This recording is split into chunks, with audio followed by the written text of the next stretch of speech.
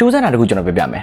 ဒီပုံတွေကအရန်ဈေးကြီးရဲ့ flash တွေနဲ့ရိုက်ထားတာမဟုတ်ဘူး water မှမပါဘူးဆိုရင် Oppo Reno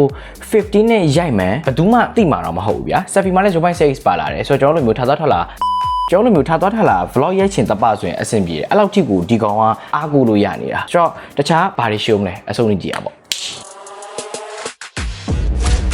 ကျွန်တော်ထင်တာ selfie မှာအသက်ကုန်အားထုတ်တယ်ဆိုတာသူတို့ရဲ့ Gen Z fans တွေကြောင့်ပေါ့နော် Gen Z တွေကထုတ်လိုက်တိုင်း selfie နဲ့ပဲ video ရိုက်ကြတာများတယ်အခု 0.6x ဆိုတော့ ultra wide ဆိုတော့အရန်ကျယ်လွန်းတယ်ကိုပဲ full body ရိုက် groovy ရိုက် okay တယ်ဓာတ်ပုံပဲမဟုတ်ဘူး TikTok မှာရိုက်ရင်လည်းမြင်ကွင်းနည်းနည်းလေးပိုပြီးကျယ်တယ် selfie မှာ 4K 30 frame per second ရရဲဆိုတာလည်း 1080p နဲ့ရှင်မဲ့ဆိုရင်လုံးဝ way better ဗျာပြီးတော့ portrait လည်း okay တယ်အရှိပဲမဟုတ်ဘူးအနောက် portrait ကတော်တော်မိုက်တယ် 2.5x optical ရတဲ့ periscope daily lens နဲ့လာတာပေါ့နော်ဆိုတော့ကျွန်တော်တို့ဒီပုံတွေမှာ main lens လို့မျက်နှာ composition အဆင်မပြေရတယ်အသက်ကုန်တအားသွားပြီးတော့ကတ်ရရတယ်မဖြစ်တော့ဘူး even 10x လောက်ထိကျွန်တော်တို့ zoom ဆွဲမယ်ဆိုရင်တော့မှသူ digital zoom ကလက်ခံလို့ရလာတဲ့ clarity ပြန်ပြီးတော့ upgrade လုပ်ပေးတယ်ဗျာအခုဒီပုံတွေမှာဆို 2.5x ရယ် 7x ရယ်ဆက်လေကအသက်ကုန်မောင်းနေတဲ့အချိန်မှာဇင်ရော်ရလည်းငြိမ်မနေဘူးဆိုတော့အဲ့ပုံတွေကိုဘာကြောင့်ဒီလောက်ထိ flash level နီးပါရရလဲဒါမှတချို့တော့ flash တွေ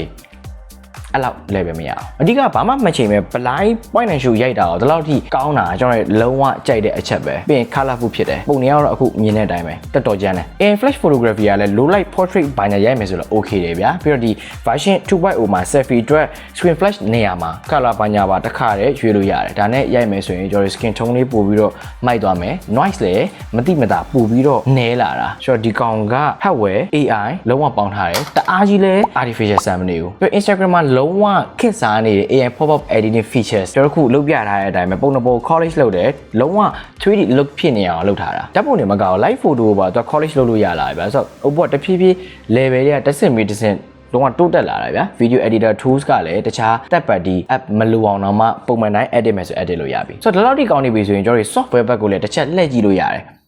ကျွန်တော်လည်းအဲ့လို video လေးလုပ်ထားတယ်ပေါ့နော်ဒီ official ဝင်လာတဲ့အထက်မှာ Reno 15 က ColorOS 16 ပေါ်တင်ကြီးကိုတန်းသုံးလို့ရတယ် for customization ကြိုက်တာလုပ်လို့ရတယ်ဗျာ iPhone တွေမကအခုဆိုရင် Mac တွေ Windows တွေထဲမှာတစ်ခါတည်းချိန်သုံးလို့ရပြီ software update ကလည်း9နဲ့ရမယ် which means ColorOS 21 လောက်ထိဒီကောင်က update ဖြစ်နေမှာဆိုတော့ camera software okay တယ် hardware ရောကာလာနဲ့ကျွန်တော်အရင်စမယ်ဆိုရင်တော့ Aura White ဆိုတဲ့ green line နဲ့လာတဲ့ကောင်လေးရှိမယ်အဲ့ကောင်က Northern Light ကို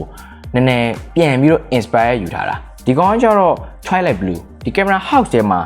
ကျေပုံစံအဲ့လိုအလက်လေးပေါ့နော်လို့ bling bling လေးဖြစ်နေတာကျွန်တော်တို့ Gen Z တွေရဲ့ကျွန်တော်လိုမျိုး Gen Z တွေရဲ့အဲ့လို fashion taste နဲ့တွက်ကြိုက်တယ်ဒီနေရာမှာနည်းနည်းလေးထောက်ပြရမယ်ဆိုရင်တော့ camera က iPhone နဲ့တွားပြီးတော့ဆင်တယ်တေချာကြည့်ရင်တော့ camera ဘက်မှာတော့ဒီကောင် iPhone နဲ့အများကြီးပို့ပြီးတော့ပါတယ်ပေါ့ဗျာဒီ camera frame နဲ့ကိုခြိုက်ပြီးတော့ဝင်သွားတဲ့ပုံစံလောက်ထားရလဲ attention to detail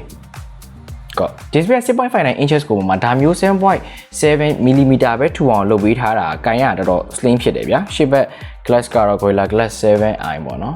တော်တော်လေးပေါ့တယ် frame က aluminum နဲ့လာမယ် IP6869 certified ဖြစ်တယ်display ကိုအသေးစိတ်ပါညာကြည့်မယ်ဆိုရင်တော့ကျွန်တော် Reno 14 နဲ့တွားပြီးတော့ဆင်နေမယ် charging speed 80W super fast charge အကောင်လည်းတူပဲ battery ကတော့ 6000mAh ပါဖြစ်သွားတယ် SoC Qualcomm Snapdragon 7 Gen 4ဖြစ်သွားတယ်ဆိုတော့okay တယ် software plus hardware equal to အကောင်းဆုံး experience ပဲအင်္ဂလိပ်လိုပြောမယ်ဆိုရင် optimize ဖြစ်တယ်ဆိုတော့ဖုန်းဈေးတောက်လျှောက်ထပ်မြင့်လာဖို့ပဲရှိတဲ့2026မှာကျွန်တော်တို့ကတွေ့နေတော့လား Reno 15ဆိုရင်ကျွန်တော်ရေးအာမခံလို့ရတာ camera flagship level နီးပါးရတယ် for sure durable ဖြစ်တယ် battery ခံမယ်အဓိကတော့သူ့ရဲ့ shout out to ColorOS 16ပဲတော်တော်မိုက်တယ်အကယ်၍ ColorOS သုံးမှုရင်